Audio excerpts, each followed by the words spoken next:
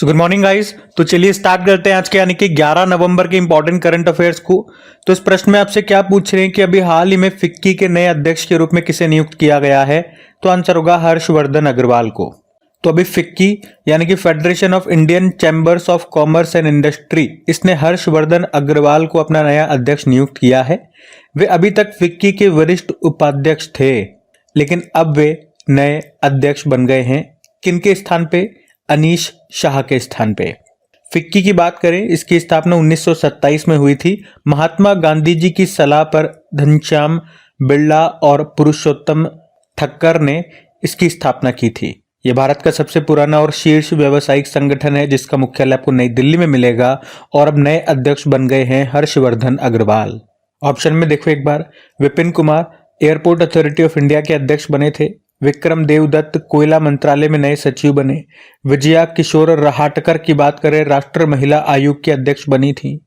इसके अलावा और भी अपॉइंटमेंट्स मैं आपको रिवाइज करवाऊं तो देखो, अभी नारकोटिक्स कंट्रोल ब्यूरो के महानिदेशक बने थे अनुराग अग्रवाल। नाल्को यानी कि नेशनल एल्यूमिनियम कंपनी के सीएमडी बने विजेंद्र प्रताप सिंह।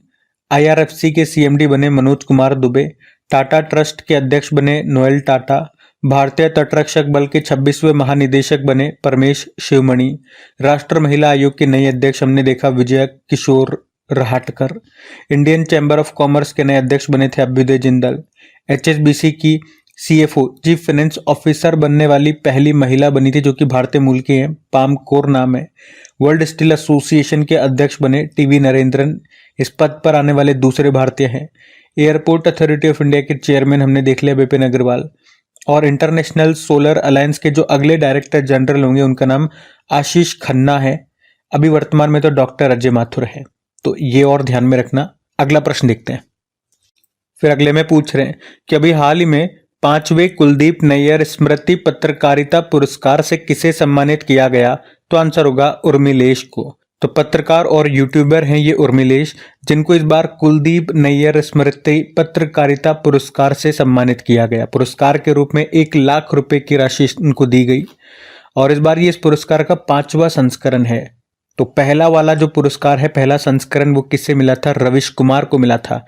पत्रकारिता के क्षेत्र में ये दिया जाता है। कुलदीप नैयर स्मृति पुरस्कार इसका नाम है, याद रखना। बाकी ऑप्शन पे चलेंगे तो Urmila Chaudhary global anti racism championship award 2024 मिला। मोहन जी को 2024 का मानवतावादी पुरस्कार ह्यूमैनिटेरियन अवार्ड मिला। राजकुमार हिरानी को राष्ट्र किशोर कुमार सम्मान 2023 मिला था। कुछ और अवार्ड्स मैं आपको रिवाइज करवाऊं तो आपको याद है, अभी डॉक्टर गोविंद राजन पद्मनाभन विज्ञान रत्न पुरस्कार मिला। अंतरराष्ट्रीय ओलंपिक समिति ने बताओ किसे ओलंपिक ऑर्डर के स्वर्ण पदक से सम्मानित किया। तो फ्रांस के राष्ट्रपति इमैनुअल मैक्रोन को। उससे पहले अभिनव बिंद्रा को भी अभी ओलंपिक ऑर्डर से सम्मानित किया था। अभिनव बिंद्रा हमारे शूटर हैं और भारत के लिए ओलंपिक में पहला गोल्ड यही लेकर के आए थे 2008 के बीजिंग ओलंपिक में। बाकी राजश्री बिरला 25वें लाल बहादुर शास्त्री राष्ट्रीय उत्कृष्टता पुरस्कार 2024 मिला। अलेक्जेंडर दुन अमेरिकी हैं, शस्त्र रामानुजन पुरस्कार 2024 मिला। इंटरनेशनल एस्ट्रोनॉटिकल फेडरेशन ने अभी वर्ल्ड स्पेस अवार्ड से सम्मानित किया इसरो के अध्यक्ष एस सोमनाथ को। ह्यूमैनिटेरियन अवार्ड हमने देख लिया, मोहन जी को मिला। कालिदास सम्मान पुरस्कार 2023 के लिए ये मध्य प्रदेश सरकार देती है, तो ये याद रखना। रघुपति भट्ट को दिया गया इस बार का। और विभव तालुकदार ने अभी हैरी मैसेल पुरस्कार जीता। किसने दिया? IUCN के द्वारा दिया गया। सखारोव पुरस्कार जो कि यूरोपीय संसद के द्वारा दिया जाता है, 2 जनों को दिया गया, मारिया कोरिना मचाडो और एडमंडो गोंजालेस को। ये वेनेजुएला से हैं। तो ये भी इंपॉर्टेंट है, सारे नाम ध्यान में रखना। अगला प्रश्न देखते हैं।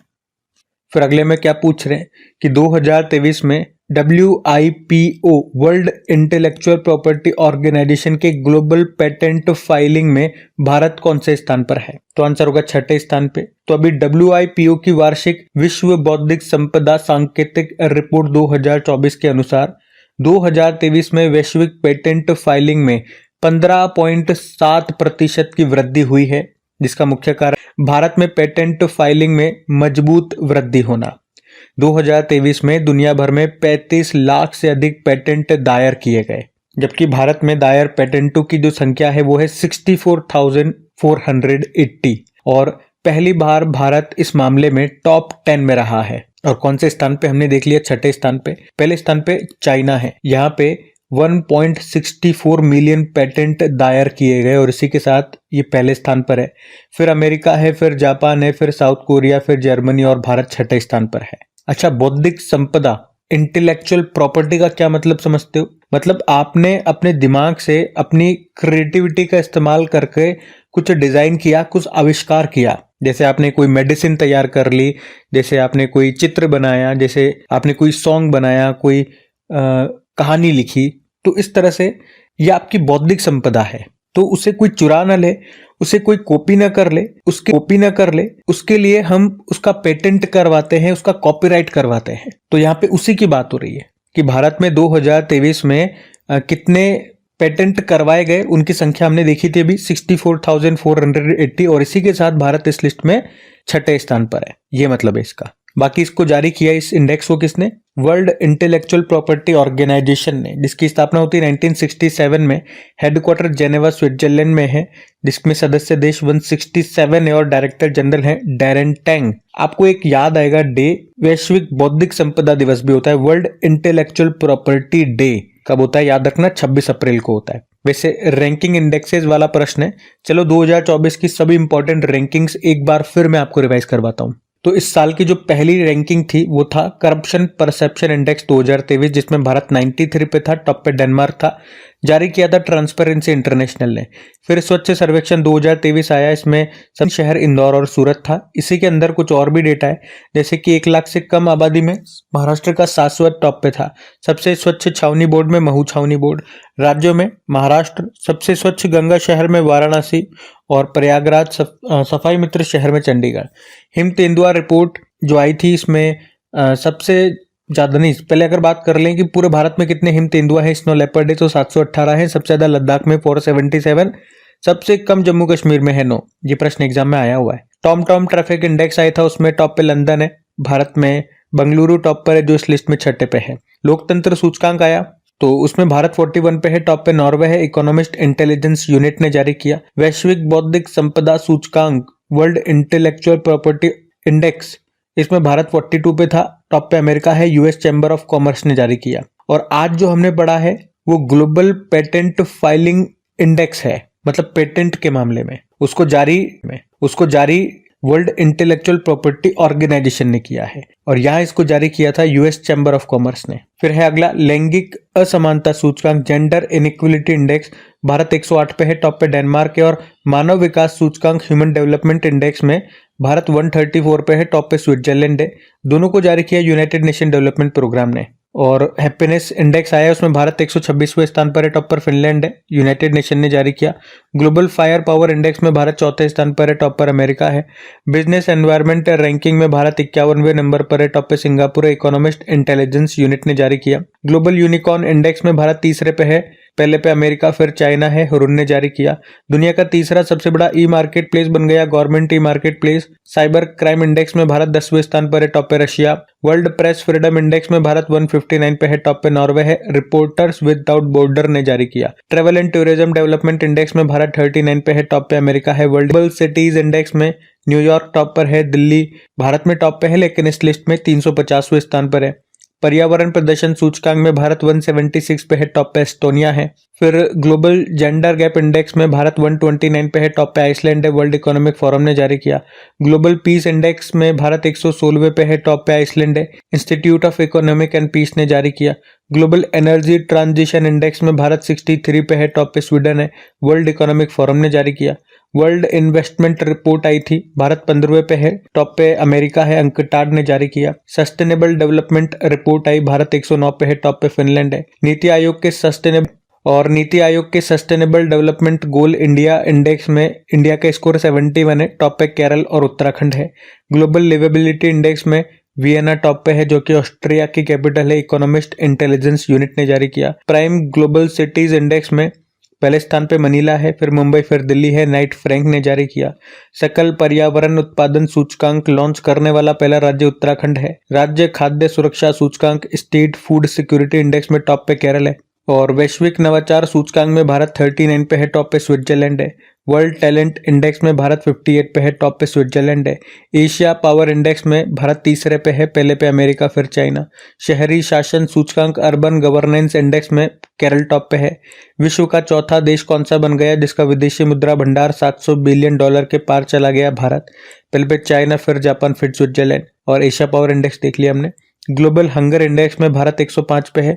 World GNI ranking gross national income ranking में भारत 150 पे है, टॉप पे बरमूडा है, वर्ल्ड बैंक ने जारी किया।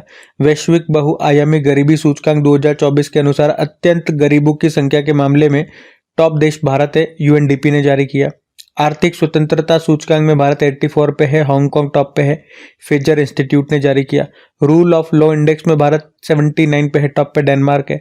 First global nature conservation index में भारत 176 पे है और टॉप पे लग्जमबर्ग है। तो ये लो, यहाँ पे हमने 2024 में जनवरी से लेके अभी तक सारे इंपॉर्टेंट जो इंडेक्सेस हैं वो रिवाइज कर लिए। मतलब एक तरह से टॉपिक वाइज करंट अफेयर से हमने यहाँ पे कवर कर लिया है। टॉपिक वाइज में भी कौन सा टॉपिक लिया हमने? रैंकिंग एंड इंडेक्स वाला, सूचकांक वाला। और अगर आप में से कोई स्टूडेंट पहली बार क्रिक एग्जाम चैनल पे करंट अफेयर्स पढ़ रहे हैं तो आपको ये तो बता दूं, ये जो क्वेश्चंस हैं और साथ में ये जो एक्स्ट्रा रिवीजन मैं आपको करा रहा हूँ, ये सब शीट्स आपको पीडीएफ में मिल जाएगी।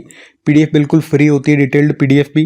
कहाँ मिलेगी? अपने क्रिक एग्जाम एप्लीकेशन को इंस्टॉल कर लो, या तो प्ले स्टोर में जाकर के क्रिक एग्जाम सर्च करके वहां मिल जाएगी, या उसका लिंक आपको डायरेक्ट डिस्क्रिप्शन बॉक्स में मिल जाएगा। तो पीडीएफ, उसके अलावा डेली क्विज भी यहाँ पे अपलोड होती है। आपके टेस्ट लगाने के लिए आराम से टेस्ट लगाओ, प्रैक्टिस करो, अपना अच्छे से रिवीजन करते रहो। बाकी सेशन अच्छा लगे, मेहनत अच्छी लगे तो प्लीज वीडियोस को सपोर्ट जरूर करना, इसे लाइक करके और अपने दोस्तों के साथ में शेयर करके। चलो अभी अगला प्रश्न देखते हैं। फिर अगले में पूछ रहे, अभी FIH पुरुष player of the year award 2024 को किसने जीता है? तो आंसर होगा हरमनप्रीत सिंह ने। तो अभी FIH मतलब इंटरनेशनल हॉकी फेडरेशन, तो इसने हॉकी स्टार अवार्ड्स 2024 की घोषणा की। कहां पे? ओमान की कैपिटल मस्कट में, जहां पे FIH player of the year चुना गया हरमनप्रीत सिंह को। तीसरी बार इनको ये पुरस्कार मिल रहा है, इससे पहले 2021 और 2022 में भी मिला था। हरमनप्रीत सिंह, आपको याद होगा इनकी कप्तानी में अभी हमारी हॉकी टीम ने, मेंस हॉकी टीम ने पेरिस ओलंपिक 2024 में ब्रोंज जीता था। अच्छा, इनके अलावा FIH goalkeeper of the year का अवार्ड मिला है PR श्रीजेश को, जो कि हमारी हॉकी टीम के गोलकीपर हुआ करते थे, लेकिन रिटायरमेंट ले लिया अभी पेरिस ओलंपिक के बाद।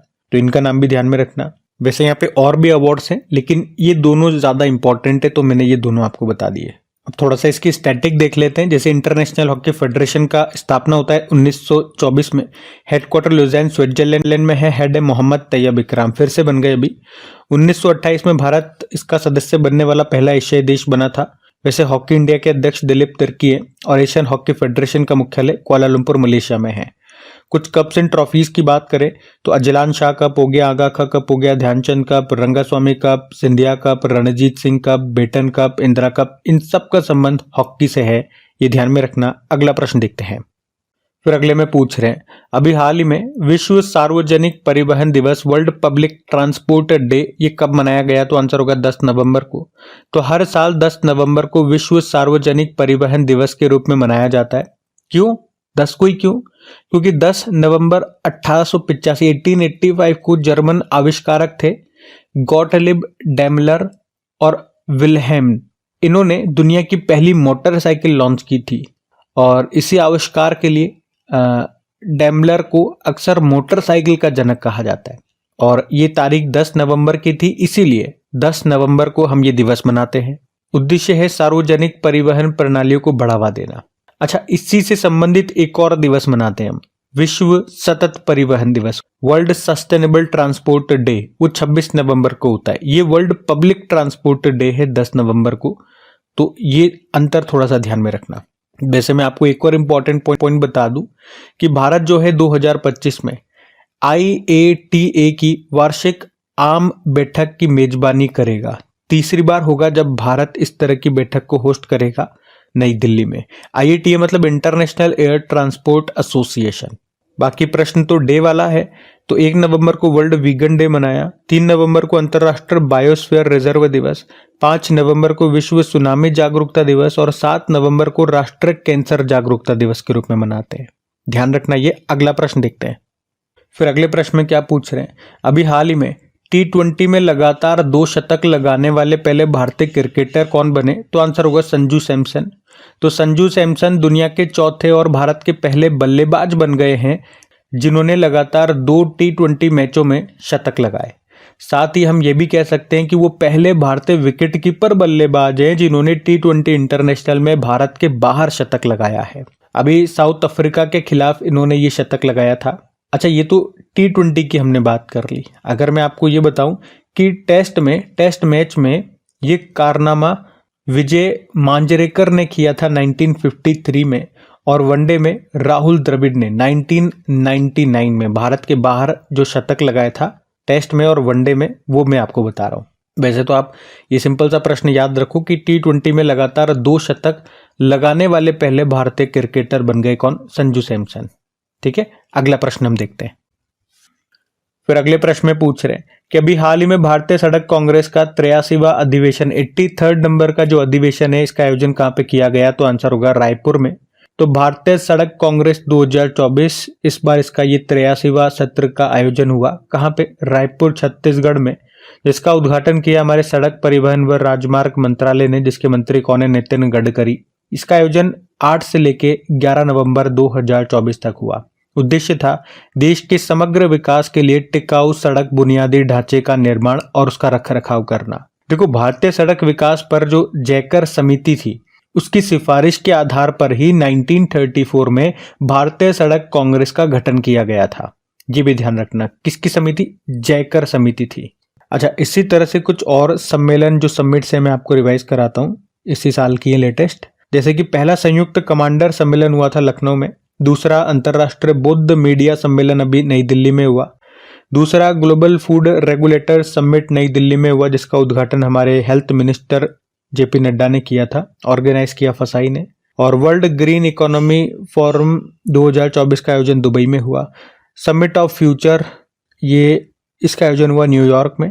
उसके अलावा तीसरा वर्ल्ड फूड इंडिया 2024 समिट, ये भारत का सबसे बड़ा फूड समिट है, नई दिल्ली में हुआ, जिसमें भागीदार देश पार्टनर कंट्री जापान और फोकस कंट्री वियतनाम और ईरान था। चौथा अखिल भारतीय राजभाषा सम्मेलन हुआ नई दिल्ली में। पहला आरोहा 2024 अंतर्राष्ट्रीय सम्मेलन हुआ नई दिल्ली में, जिसका उद्देश्य है आयुर्वेद को बढ़ावा देना।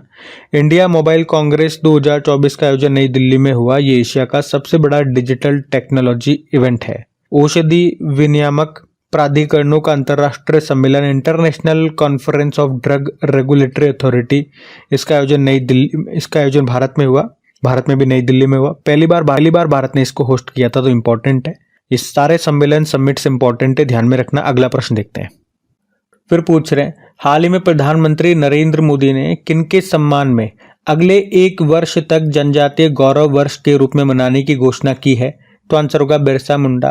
तो प्रधानमंत्री नरेंद्र मोदी ने अभी झारखंड में एक चुनावी जनसभा में ये कहा कि बिरसा मुंडा जी की 150वीं जयंती के उपलक्ष्य में 15 नवंबर 2024 से 15 नवंबर 2025 तक जनजातीय गौरव वर्ष के रूप में मनाया जाएगा। आपको पता है ये जनजातीय गौरव दिवस उनकी जयंती को ही होता है, यानी कि 15 नवंबर को। और बिरसा मुंडा जी से याद दिलाऊं तो इनके ऊपर एक बुक आई थी, जनजातीय नायक बिरसा मुंडा। इसको प्रोफेसर आलोक चक्रवाल ने लिखा था, लॉन्च किया था हमारे शिक्षा मंत्री धर्मेंद्र प्रधान ने। और अभी बताओ, बिरसा मुंडा सड़क योजना को किसने शुरू किया था? महाराष्ट्र ने। और बिरसा मुंडा जी के नाम पे एक हॉकी स्टेडियम भी है। ये भारत का सबसे बड़ा हॉकी स्टेडियम है जो आपको उड़ीसा में मिलेगा, जिसका नाम बिरसा मुंडा जी के नाम पे रखा गया। तो ये सब बातें ध्यान में रखना। अगला प्रश्न देखते हैं। फिर अगले में पूछ रहे हैं कि अभी हाल ही में पंडित राम नारायण का निधन हो गया, वे क्या थे? तो आंसर होगा सारंगी वादक थे। तो प्रसिद्ध सारंगी वादक पंडित राम नारायण का अभी 96 वर्ष की उम्र में निधन हो गया। वे सारंगी वादक थे। पद्मश्री 1976 में मिला था, पद्म भूषण 1991 में और पद्म विभूषण 2005 में इनको मिला था। पंडित राजीव तारानाथ, इनका निधन हुआ था इसी साल, सरोद वादक थे। पंडित जसराज भारतीय शास्त्रीय संगीत गायक थे, निधन हो गया। पंडित बिरजू महाराज महान कथक नर्तक थे, ये निधन हो गया। एक पंडित शिव कुमार शर्मा का नाम भी सुना होगा, संतूर वादक थे, निधन हो गया। पंडित राजन मिश्र भी हमने पढ़ा था, भारत में बनारस घराने के प्रसिद्ध हिंदुस्तानी शास्त्रीय गायक थे, निधन हो गया। एक पंडित देवव्रत चौधरी के बारे में भी हमने पढ़ा था, ये भी सितार वादक थे, इनका भी निधन हो गया। और आज हमने पढ़ा, उनका नाम है पंडित राम नारायण, सारंगी वादक थे, निधन हो गया, ध्यान में रखना। मुंबई में इनका निधन हुआ। अभी अगला प्रश्न देखते हैं। फिर अगले में पूछ रहे हैं कि अभी हाल ही में थाईलैंड टूरिज्म के ब्रांड एम्बेसडर कौन बने हैं, तो आंसर होगा सोनू सूद। तो actor Sonu Sood Thailand tourism के ब्रांड एम्बेसडर और एडवाइजर बने हैं। कुछ और ब्रांड एम्बेसडर्स मैं आपको रिवाइज करवाऊं तो प्यूमा इंडिया के मोहम्मद शमी बने, एडटेक स्टार्टअप है हेनरी हार्विन एजुकेशन, इसके चेतन भगत बने थे। बिस्लेरी की दीपिका पादुकोण, बोट कंपनी उसके Ranveer Singh, fit India movement के नरेंद्र कुमार यादव, एवरीडे जो बैटरी आती है एवरेडी बैटरी की नीरज चोपड़ा बने थे। नीरज चोपड़ा स्पीड पेट्रोल है, बीपीसीएल का ब्रांड है, स्पीड पेट्रोल उसके भी बने थे। स्पेस इंडिया की बनी थी संजना सांगी, यूनिसेफ इंडिया की करीना कपूर खान, मुथुट ग्रुप के शाहरुख खान, तंबाकू नियंत्रण के लिए पीवी सिंधु को ब्रांड एम्बेसडर बनाया गया था। और यूनाइटेड नेशन रेफ्यूजी एजेंसी ने गुडविल एम्बेसडर बनाया था थियो जेम्स को। प्यूमा इंडिया ने अभी 2 क्रिकेटर हैं, रियान पराग और नीतीश कुमार रेड्डी को बनाया था अपना एम्बेसडर। भारत में मोटो जीपी के ब्रांड एम्बेसडर शिखर धवन बने। 2024 के लिए कोरिया पर्यटन का मानद राजदूत बनाया था आनंद कुमार को, सुपर 30 वाले। और लॉरियल पेरिस जो ब्रांड है, ब्यूटी प्रोडक्ट्स आते हैं इसके, उसकी बनी थी आलिया भट्ट। और union ministry of ports and shipping मंत्रालय के जो बनी थी वो मनु भाकर बनी थी, जो शूटर है। श्री राम फाइनेंस के राहुल द्रविड़ बने। तो अभी भारतीय साइबर अपराध समन्वय केंद्र Indian cyber crime coordination centre की बनी थी रश्मिका मंदाना। तो ये भी सब ध्यान में रखना, सब हम पढ़ चुके हैं, मैंने आपको एक साथ रिवाइज कराए। आप यूँ समझो 2024 के सारे इंपॉर्टेंट ब्रांड एम्बेसडर्स हमने यहाँ कवर कर लिए, एक और टॉपिक कवर कर लिया हमने। बाकी आज की क्लास यहीं पे एंड करते हैं। कमेंट करके जरूर बताइएगा सेशन आपको कैसा लगा। एक बार फिर याद दिला दो, अच्छा लगा तो लाइक जरूर करना, नहीं करा तो और दोस्तों के साथ में इसे शेयर करके इस चैनल को सपोर्ट जरूर करना। बाकी क्विज और पीडीएफ मैंने बता ही दिया, अभी वीडियो अपलोड होने के आधे घंटे के अंदर, आधे घंटे भी छोड़ो, 15-20 मिनट के अंदर ही आपको ये चीजें मिल जाएंगी क्रिक एग्जाम एप्लीकेशन पे। चलो अभी कल का करंट अफेयर्स भी मैं आपको क्विक रिवाइज करा दूं, फिर हम सेशन एंड करते हैं। तो पहला प्रश्न पूछा था, सदर सम्मेलन को अभी किसने अपना राज्य उत्सव घोषित किया, तो आंसर होगा तेलंगाना। दुनिया की पहली मिस वर्ल्ड का निधन हो गया, नाम है किकी हकनसन। फिर पूछ रहे हैं अभी विश्व रेडियोग्राफी दिवस कब मनाया गया, 8 नवंबर। अभी तीसरा ऑस्ट्रा हिंद संयुक्त सैन्य अभ्यास कहाँ पे आयोजित हुआ, पुणे में। और कौन से भारतीय शतरंज ग्रैंड मास्टर विश्व रैंकिंग में दूसरे स्थान पर आ गए, अर्जुन नेर्रिगेसी। भारत ने पूर्वी प्रहार त्रिसेवा अभ्यास का आयोजन ये कहाँ पे किया, लद्दाख। और किस देश ने 16 वर्ष से कम उम्र के बच्चों के लिए सोशल मीडिया पर प्रतिबंध लगा दिया, ऑस्ट्रेलिया। और हुरुन इंडिया परोपकारी सूची 2024 में टॉप पर कौन है, शिवनादर। किस राज्य ने नए डीजीपी नियुक्ति नियम लागू किए, तो आंसर होगा उत्तर प्रदेश। और एसबीआई की रिपोर्ट के अनुसार प्रत्यक्ष कर संग्रह में योगदान देने वाला शीर्ष राज्य कौन सा है, तो महाराष्ट्र। चलो अभी कल का भी होमवर्क प्रश्न देखते हैं और सेशन एंड करते हैं। तो कल आपसे पूछा था कि अभी 29वें देवी शंकर अवस्थी सम्मान देने की घोषणा किसे की गई, तो आंसर होगा निशांत को। आप सभी ने प्रश्न का बिल्कुल सही उत्तर दिया। अब ये रहा आज का आपका होमवर्क प्रश्न।